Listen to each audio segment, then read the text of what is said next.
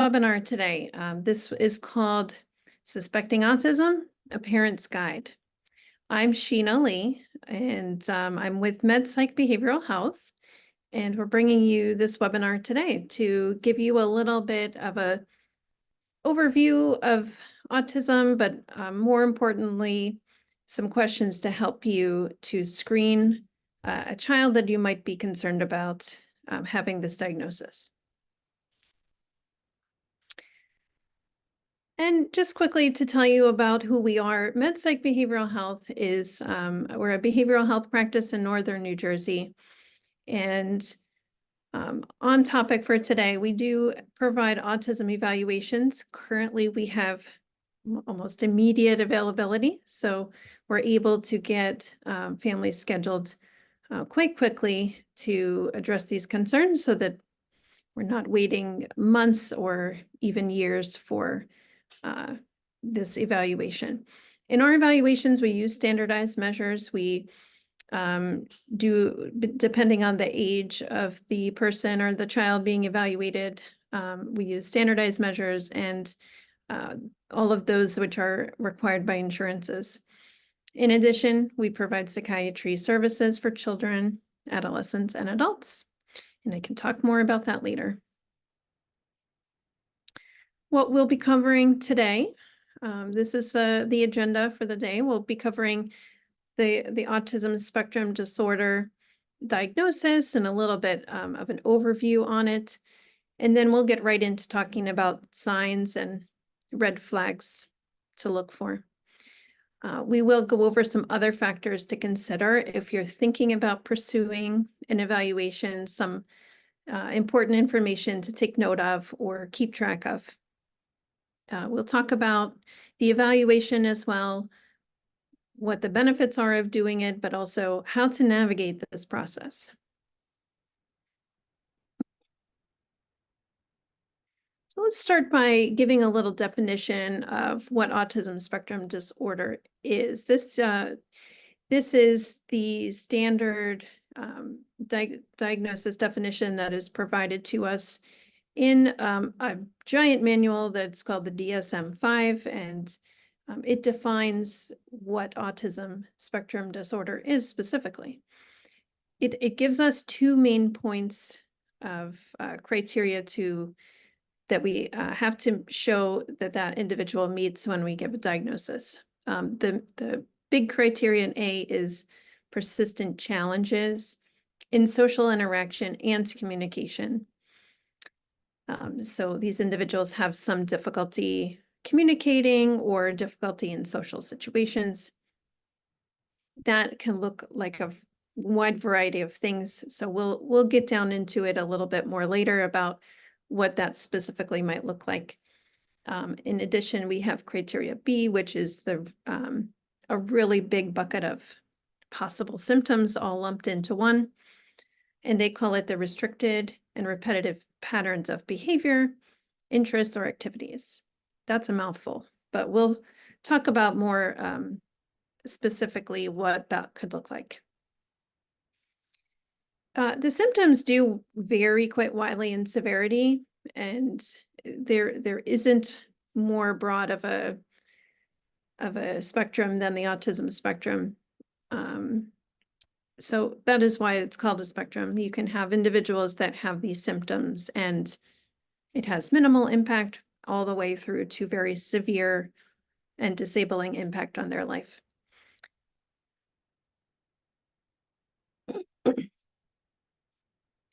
I did just want to dispel a couple of common myths. I bring this up because sometimes when I do the evaluations or I talk to individuals about possibly having an evaluation, there are always some common myths that come up and they're important to address. The big ones I've heard recently are that people with autism lack empathy or emotions. And so I've heard some parents kind of rule out thinking about autism because they see that their child has a lot of emotion or is very empathetic. And also that individuals with autism are intellectually disabled. That is a possibility, but not a requirement for the diagnosis. And still to this day, the most common misconception is that, well, that child makes good eye contact, so that means they don't have autism. And that is just simply not true.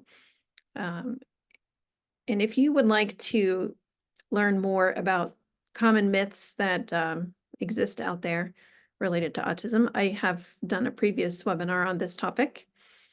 I have it on the screen if you would like to look it up on our YouTube channel, MedPsych Health, and we have a variety of other webinars and recordings there also on various topics that might be of interest to you.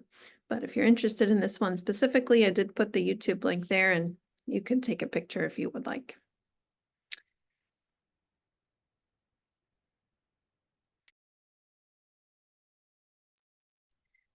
So just to give a little bit more context and background about why we are doing this, what is the importance of doing this? It all comes down to early identification, really. To identify autism early is critical to getting intervention.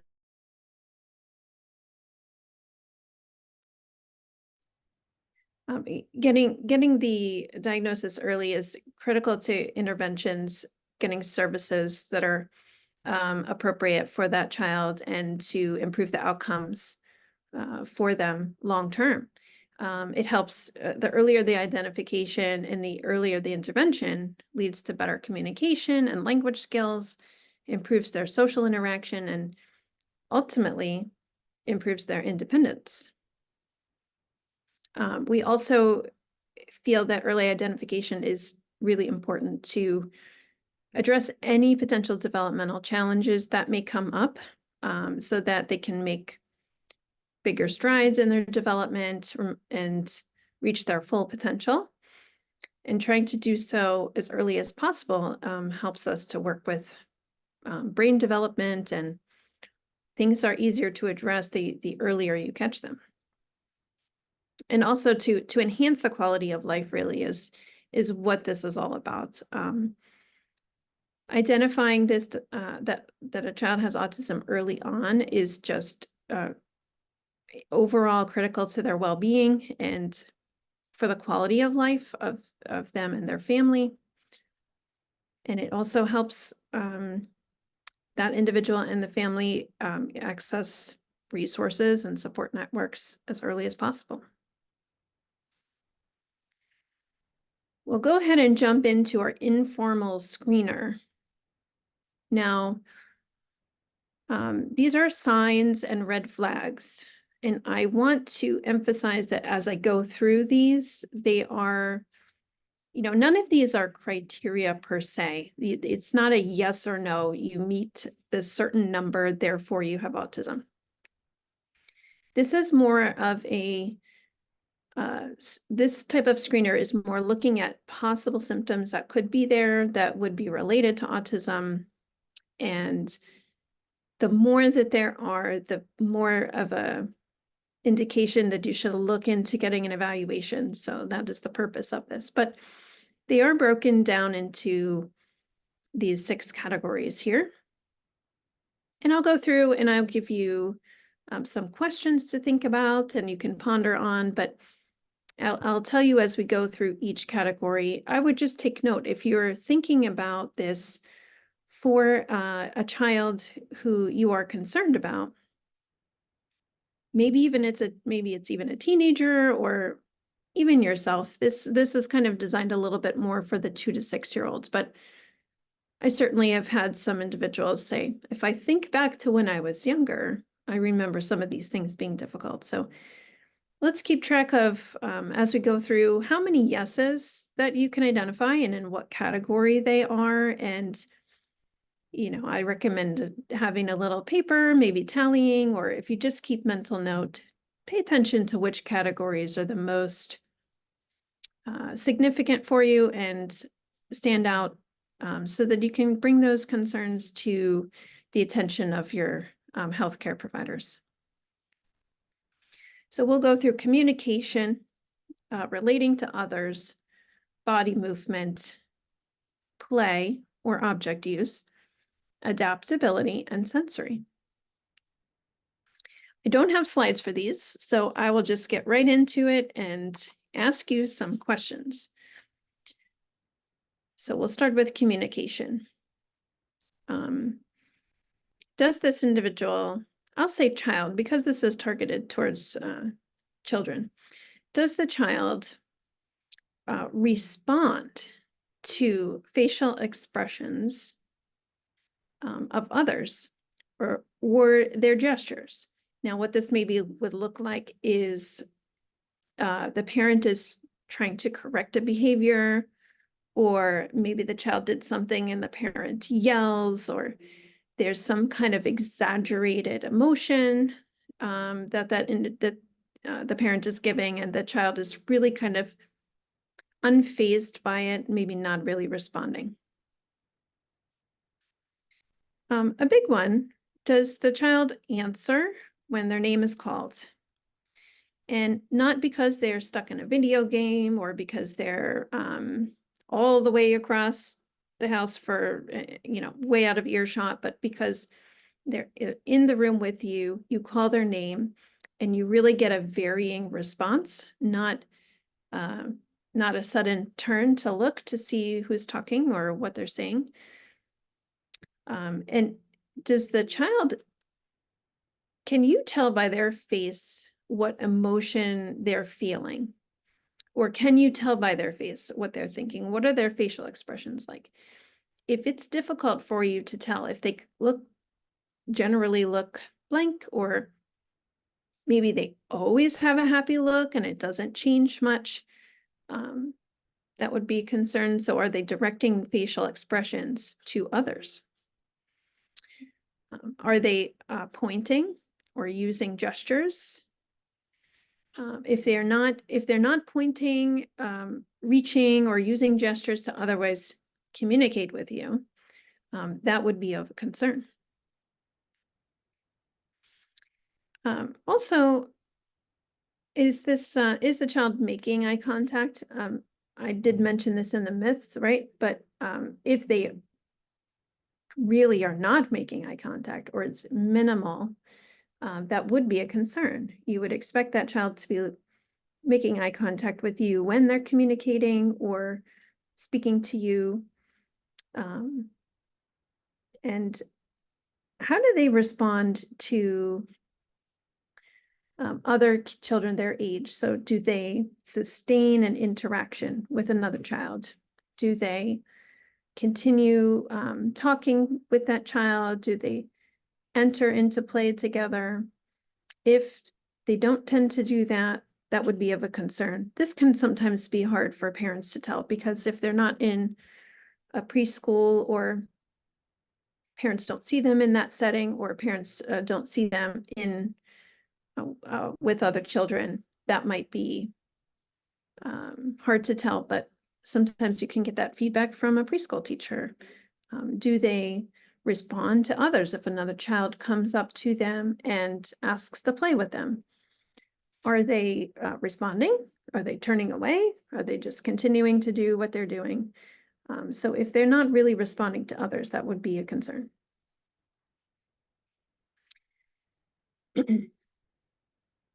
Does it appear that they understand what another individual is thinking or feeling?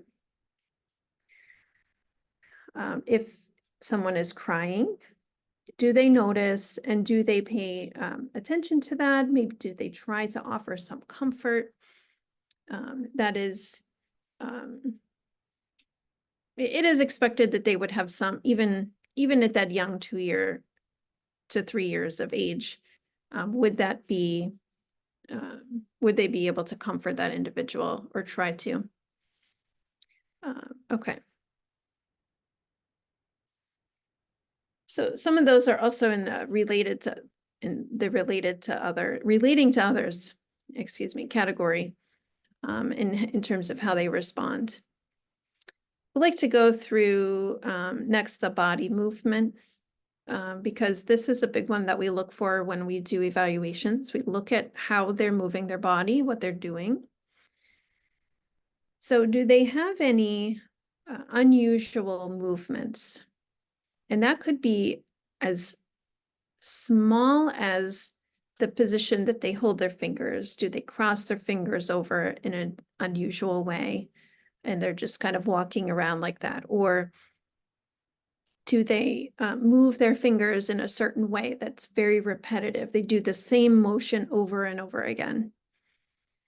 This does not have to be continuous. This does not have to even be every day. This could be, are you noticing those movements in play when that child is relaxed, um, or when they're moving about around at home?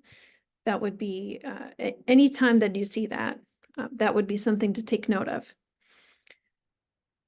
More classic movements that are unusual like that is hand flapping. I think a lot of people are pretty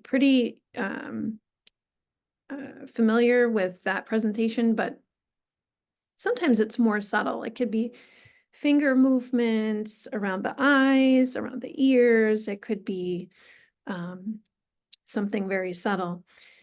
Bigger movements, are they rocking? Are they spinning a lot? Are they,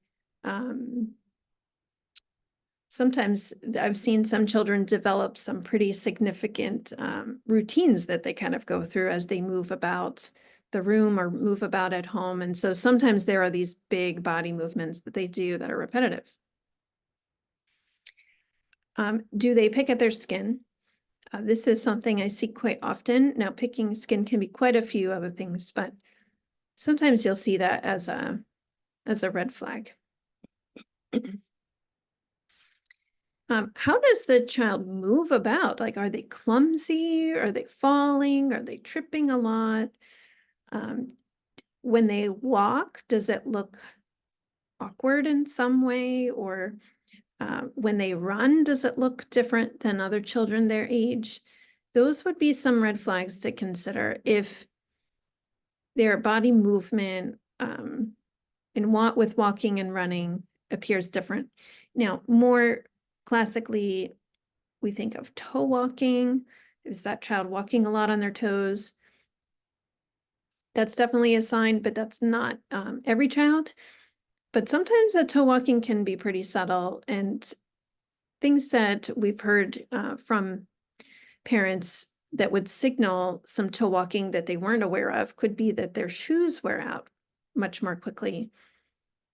And there maybe at the toe, their shoes wearing out really fast, but the parents don't see them toe walking. It could be very subtle.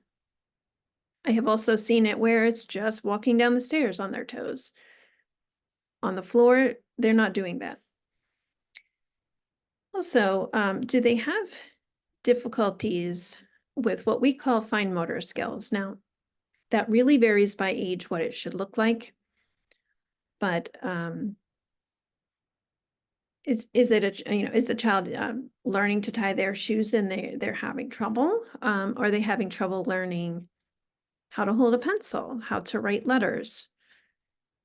There isn't a lot that we check at in the younger years, but things as simple as are they able to grasp, like a pincher grasp with their index finger and their thumb to pick up a Cheerio?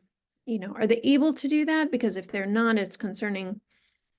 And likewise, as they get into preschool and school years, if they're having difficulty maneuvering with a pencil or learning to write their letters, that could be a signal. Definitely not specific to autism, but sometimes we see that.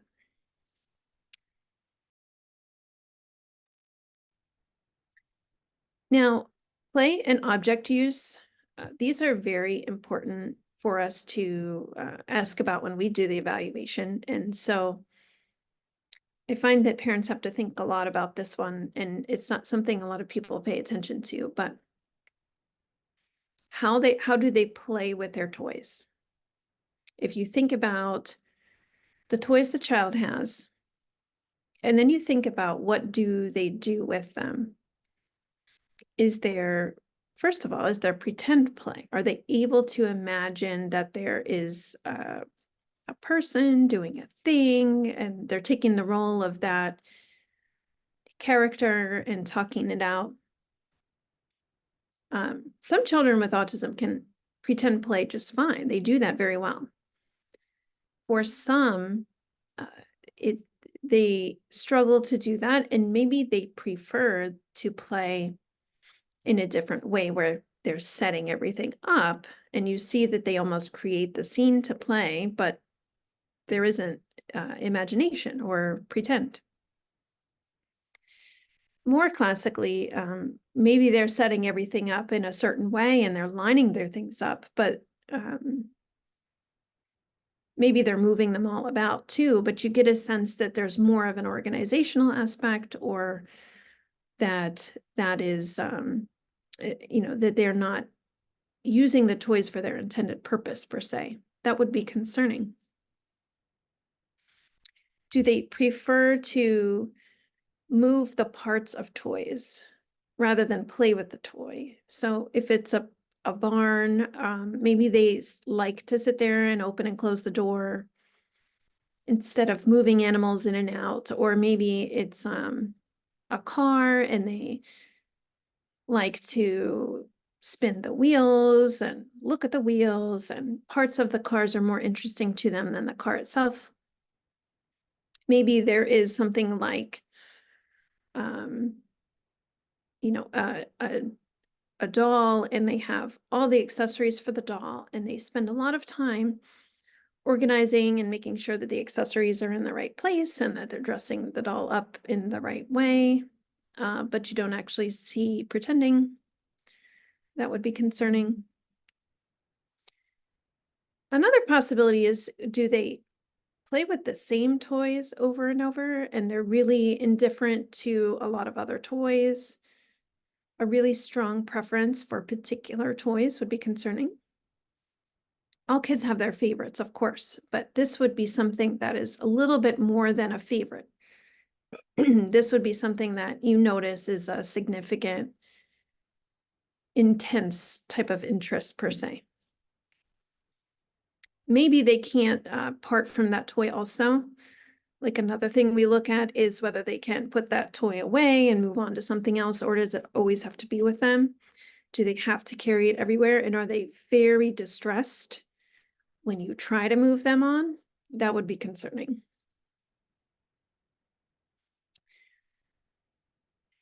When they play with others, whether it's someone their age, a sibling, a cousin, or you, or a babysitter,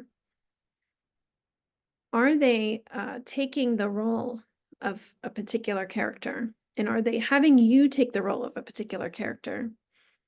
And are the two interacting with each other? That's normal.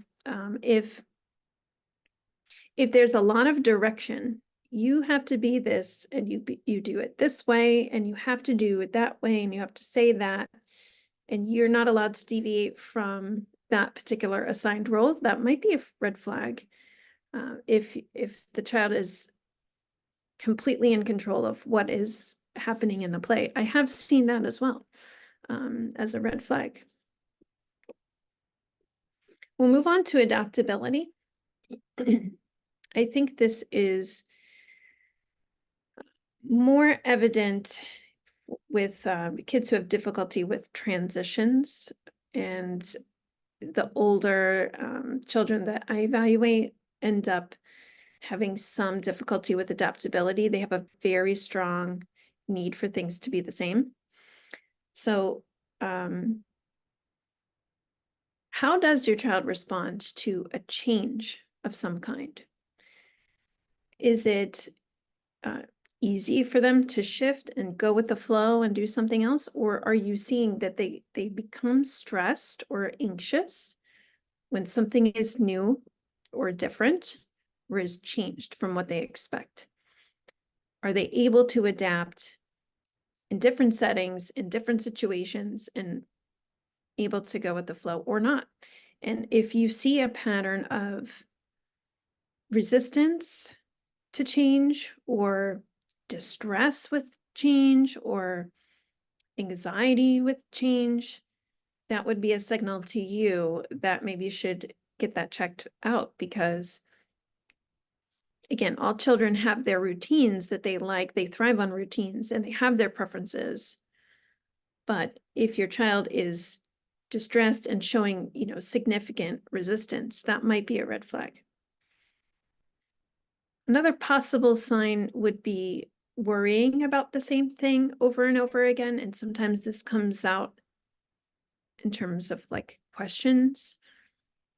Perhaps you've answered the same question many, many times, and it's always the same answer, but they continue to ask. That might be a sign that they're having trouble adapting to the idea of whatever they're talking about.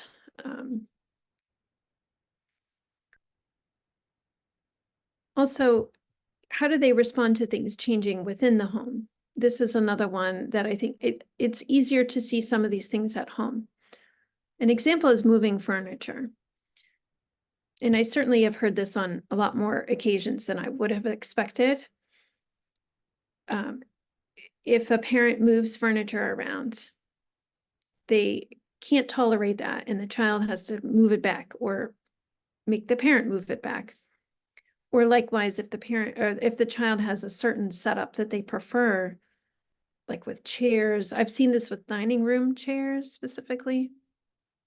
Certain chairs have to be in a certain place and lined up a certain way. And if the parent tries to move them and put them away, that's a problem. They get very upset. So if something like that is happening, that's a red flag. Now, my favorite this is still an adaptability. Are there intense interests? So in these interests, we mentioned a little bit earlier, if they have a specific thing they like to play with or limited range of toys they like to play with. This can also occur with topics. So sometimes even as I've seen it even as young as 3, 4 years old, they're developing an intense interest in something. And there are certainly age-appropriate interests that some of these children have: dinosaurs and cars and dolls and things, horses. There are these things that are normal interests, and we like to, engage them in their interest.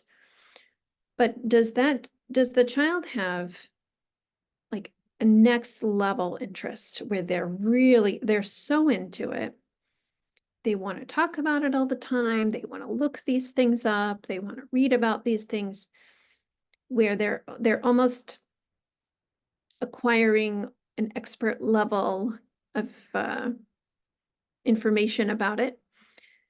That would be a sign, maybe that would be a sign of autism, because sometimes we see these intense interests, and where the adaptability comes into play, it's very hard to transition them off of that topic. They may go on and on for a long time. They may not want to shift to talk about something else, and you may have some trouble if they're talking first, let's say, and they're talking about their interest. It's hard for you to change the subject, interject into the conversation, or get them interested in something else. And they may even become distressed by not being able to engage in that interest or in that topic. Doesn't have to be verbal, though. This could be, if their intense interest is Legos, they could be involved in the Legos for a very long time. Now, the last topic I want to cover is on the sensory, to give you some red flags from the sensory standpoint, which I think a lot of us recognize sensory difficulties and sensitivities in children of all types. There's certainly a range of sensory sensitivities and sensory seeking that is developmentally appropriate. However, if you think about all the different senses, I'll kind of go through a few questions to think about. Visually, are they looking at things from an unusual angle, looking out the side of their eyes? Are they holding a toy up to their eyes very close sometimes and looking at things almost like too close for you to imagine they could actually see it. That would be a red flag. Or if they have a specific interest in very bright lights or a flashing light or a certain color of something that they're looking at, you see that their interest is, they're very stuck on that and it's hard to move on. Sometimes this is reflections, looking in the mirror at themselves or looking at other things in a mirror, or looking for the reflection in a doorknob, or, you know, sometimes it can be very quick and subtle, but I have definitely seen where parents notice this pattern of, well, every time he walks by the bathroom door, he turns his head and looks in the doorknob. Well, he's looking for a reflection. Is the child overly sensitive to something like a smell? You know, they may get very upset about certain smells, not want to be around them, or they may want a certain smell around all the time. Some children, even quite young, that I've seen have wanted to be always smelling a certain perfume or scent, and that needs to be sprayed all the time. So either a strong aversion or a strong preference for certain smells could be a red flag. How are they with sounds? This is a little more obvious. No, I'm not talking about necessarily like fire alarms and things, although that can be quite distressing to these children. But do they hear some sounds that you just generally tune out, that you don't pick up on? And maybe are they startled by those sounds, or they become concerned about those sounds? And they could just be everyday sounds that occur. Likewise, are they wanting to play a song or play the music from a toy very loud, where it's almost annoying because they're playing it so loud all the time? Or they're playing that sound over and over and over again. Sometimes what you'll see with these children is that favorite toy, pushing that button again and again and again to make that sound. Also, you know, the clothing is a big one. This, I think, can be developmentally appropriate to a degree, but are there sensitivities to textures of clothing, or something that's really beyond what a preference would be?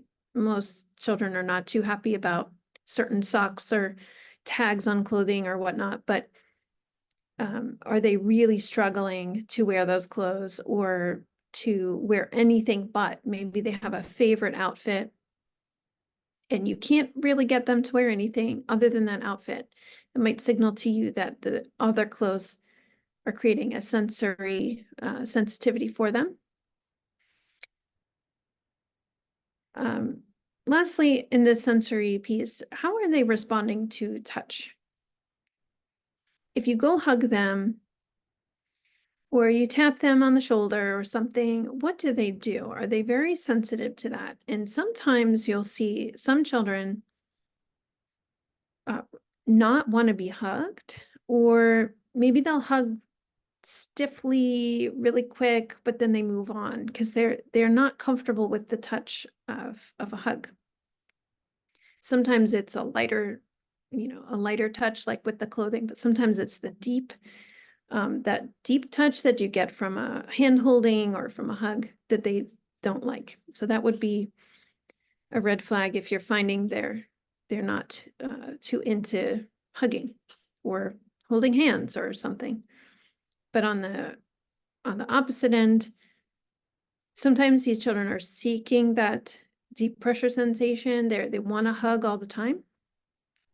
They always want to be in your lap. They, you know, maybe they're getting older and they need to be doing other things and but they're stopping what they're doing to come give you a hug and requesting a hug, or requesting some type of touch from you.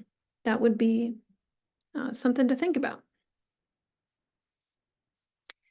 So definitely not an exhaustive list, but I hope that those red flags might be helpful for you to identify whether an evaluation is needed or would be helpful for you.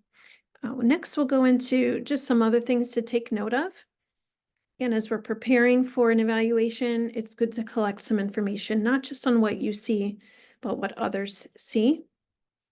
How does the family observe this child? Do they see any repetitive movements or behaviors? Do they see sensory sensitivities or sensory seeking? Do they have difficulties communicating with others? Maybe you understand them just fine, but others are having trouble. Pay attention to how the child interacts with others, other family members, peers, and getting observations from others on that is really helpful. I would encourage documenting any unusual interests that occur, any unusual routines that occur, and maybe they're not really disruptive to the family. Maybe they're just part of their everyday, but you see that, hey, maybe this is a little odd to me, but I can go with the flow. It doesn't affect anything. Those are still things to take note of. And definitely if others have reported that, wow, I can't carry on a conversation with her because all she's doing is talking about Taylor Swift, that might be something to take note of. Now, more formally, you should definitely consider other concerns raised by caregivers, teachers, other healthcare professionals. If the child is in a daycare, preschool, something like that, getting feedback from the school is very helpful. Feedback from their pediatrician when they're going through their physical and their screeners, anything that is abnormal or borderline would be like really helpful to take note of. So, listen to their concerns if they have any. Take note of those things. See if you see any patterns. If you see patterns consistent across multiple settings, like it's hard for the teacher to understand the child, it's hard for the pediatrician to understand the child. We think that everyone is having a little bit of difficulty understanding the child across all settings. That would be a big red flag.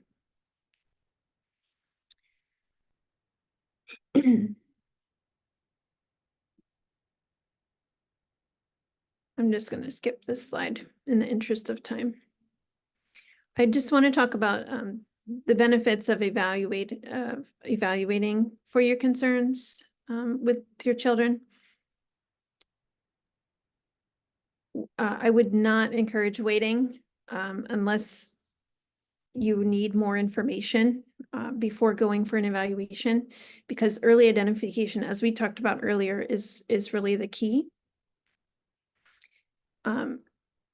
Taking in all your information and planning your evaluation is so important because of all these things that we discussed earlier, but also because when you're going into the evaluation, you're going to know what kind of concerns you have, and so you can ask questions about that, target those concerns specifically.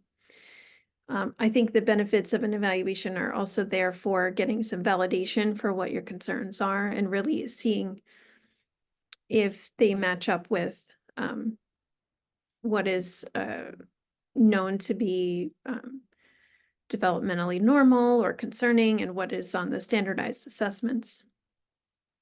It's also a benefit of evaluation to just empower you and your child and your family to advocate for the child.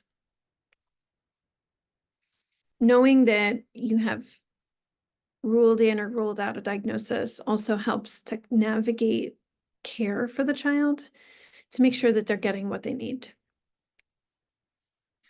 So here's what a typical evaluation process looks like, and I'll speak to how we do things here at MedPsych.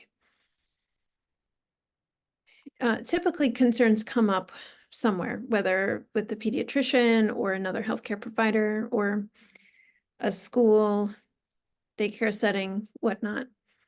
When you start exploring this and discussing those concerns, the next step is to get a referral to a specialist who can diagnose autism. And if you're not from this immediate area, I would recommend talking to the pediatrician to get the referral.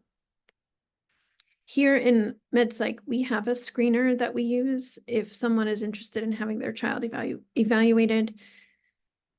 We have a professional who talks to them over the phone to really make sure that this is the best fit for an evaluation for them. And then sometimes there's an initial appointment to meet the evaluator or the team of evaluators. Here we're able to do everything in one day. So once you've kind of gone through the phone screener and the paperwork, then we're able to schedule an initial, a whole diagnostic appointment so that it's not multiple appointments for you. Wherever you go, make sure that that there's a comprehensive evaluation, looking at not just what you as a parent reports, but also what data has been collected over time. Is that a speech therapy evaluation, an occupational therapy evaluation, a developmental screener by the pediatrician, or a standardized test of some kind? And, be prepared to provide a lot of background information. So we do look for how did the child meet their milestones and what's relevant medical history and family history. When you actually go for the evaluation, it's important to collaborate with the diagnostic team to make sure that you're participating fully, because if you're a parent, you're a very important part of this process, or a caregiver. Your information is just so valuable to us. Also, I would communicate openly about the child's strengths, challenges, and concerns. We don't want to make any assumptions. So if you're a parent or caregiver taking this child for an evaluation, check all assumptions at the door and be completely honest, because it's much more effective when you're just focusing on the facts and giving the information. You don't have to convince either way, one way or another, because there are multiple points of data taken into consideration. So even though what you say might strongly suggest autism, if there's not enough evidence, it won't be diagnosed, and vice versa. If you say, I think all of this is like really normal, but it was brought to my attention, but we see a lot of evidence, that might, we may still provide a diagnosis. So it's best to just be open. Typically, there's a feedback of some kind, either a separate meeting, or in our case, we do it at the end of the evaluation. We provide feedback and interpret the assessments that we've used. We try to score as much of it as we can while you're here, and give some feedback so that you can see where we're coming from, what evidence supports diagnosis or not. And this is an opportunity for you to clarify, ask questions, review the concerns that you have. So make sure that the evaluation that you're going for has a good amount of time for feedback. Next is development of a comprehensive plan should be part of this. Autism is it's a very lengthy process to sort out what needs to happen. And I think a lot of a lot of times parents come to the table and they want to know what's next. What do we do? You gave us the diagnosis.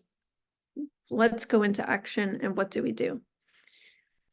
So an evaluation should just not just give the diagnosis, but be able to provide some sort of plan for you to take some action on. Now, the point of the plan is not to send you off into 20 directions trying to get all of this stuff done. It is to set the course for working on the areas of difficulty, working on their challenges, and helping them to gain skills and develop in the best way that they can.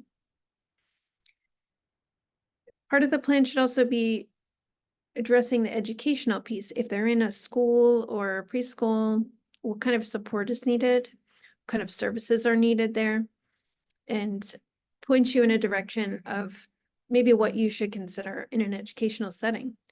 Sometimes I will end up writing some letters to recommend certain things in a setting or a certain type of setting.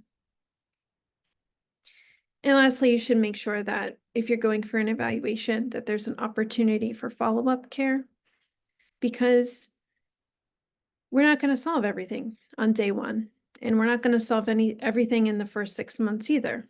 And maybe there isn't anything to solve now, but there are concerns that will come up later. So it's important to establish a long-term plan for reevaluation, follow-up, and addressing concerns as they come up. We provide that at MedPsych.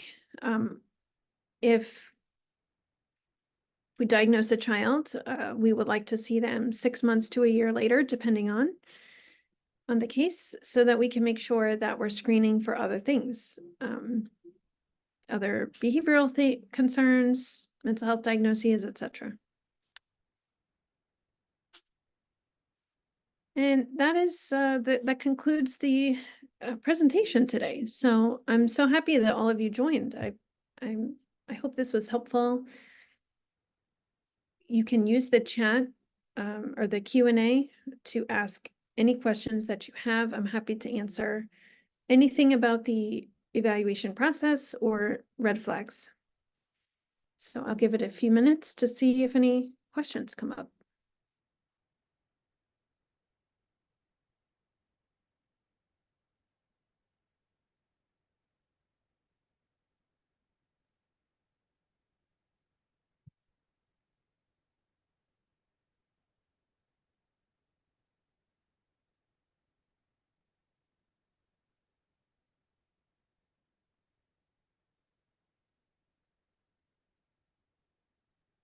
Okay. While I'm waiting for any questions to come in, I will just give a little bit of info about our diagnostic process, specifically for anyone who's interested and maybe watching this later on the recording on YouTube, to know that what we provide in our evaluations. We're able to evaluate children 2 years old and up. We're also able to evaluate adolescents, adults, any age really, because we have multiple diagnostic measures to use, tests to use that are validated for various ages, and we use information that we gather from the patient themselves or from their care team, or whatever information the parents have a bit available on their younger child.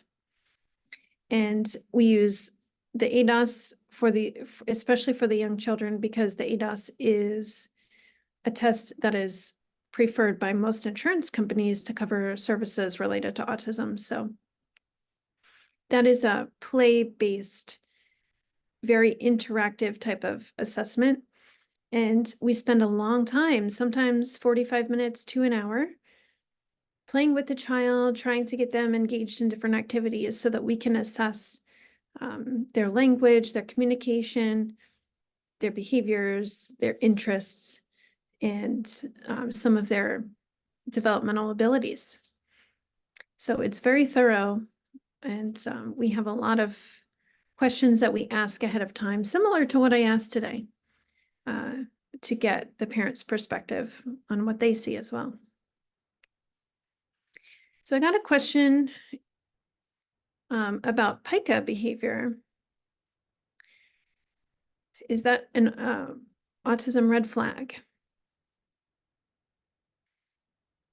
So I think in terms of pica, and I think that you're meaning to eat things that are not food.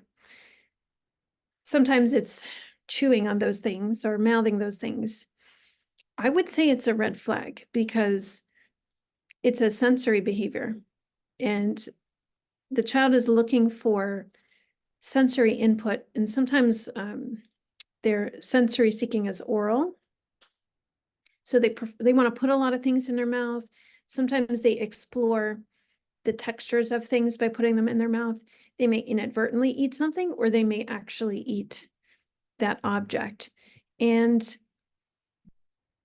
it is a red flag especially if it's a sensory seeking type behavior, but it's not always entirely autism related. Sometimes that's related to other developmental diagnoses. And sometimes it's medical in nature. So if there's a really severe like vitamin deficiency or iron deficiency or something,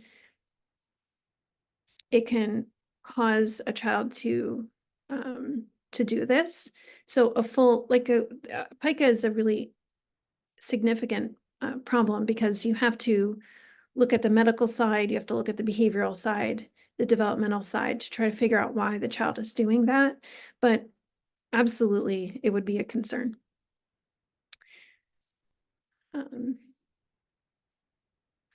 Yes, the chat is disabled, but the Q&A is open. So if you put a question in, I will answer it. Are there any questions about the diagnostic process? I think a question that I see coming up a lot is, who should I see for an evaluation?